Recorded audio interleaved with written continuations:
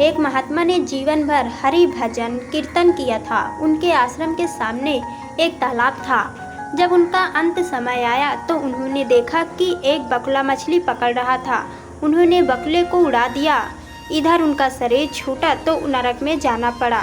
उनके चेले को स्वप्न में दिखाई दिया कि वे कह रहे हैं, बेटा हमने जीवन भर कोई पाप नहीं किया, केवल एक बगुले को उड़ा देने मात्र से नरक मिला है मुझे।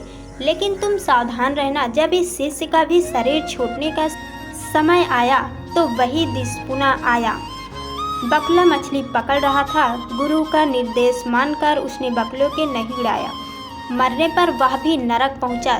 तब एक गुरु भाई को आकाशवाणी द्वारा पता चला कि गुरु जी ने तो बगुला उड़ाया था इसलिए नरक गए, हमने नहीं उड़ाया इसलिए नरक प्राप्त हुआ है।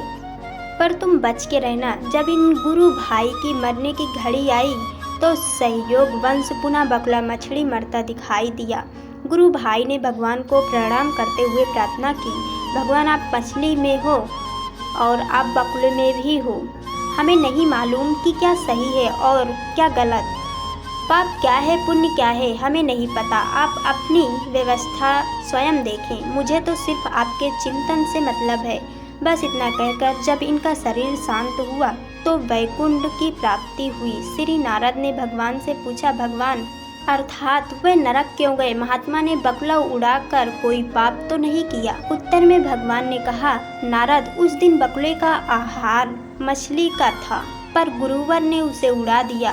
भूख से छटपटाकर बगुले का अंत हुआ, अतः पाप लगा, इसलिए उनको नरक जाना पड़ा। नारद ने फिर पूछा, दूसरे ने तो नहीं उड़ाया, वह क्यों नरक गया? भगवान बोले, उस दिन बगुले का पेट भरा था, वह केवल विनोद वंश मछली पकड़ रहा था, उसे उड़ा देना चाहिए था। शिष्य से भूल हुई और इस पाप के कारण उसे नरक मिला। नारद जी ने पुनः पूछा, और तीसरा? भगवान ने कहा, तीसरा मेरे भजन में लगा रहा, उसने सारी जिम्मेदारी मुझको सौंप दी। जैसा होना था वैसा ही हुआ, किंतु मुझसे संबंध जोड़ने के कारण और मेरे ही चिंतन के प्रभाव से वह मेरे धाम को प्राप्त हुआ। अतः पाप पुण्य की चिंता में समय न गंवाकर जो निरंतर हरि चिंतन में लगा रहता वह मेरे धाम पर प्राप्त होता है। जितना समय हमारा मन भगवान के नाम रूप लीला गुण और धाम में रहता है, केवल उतना समय ही हम पाप से मुक्त रहते हैं। इसलिए सदैव हरि नाम लेते रहिए, हरि चर्चा करते रहिए, हरि कथा सुनते रहिए।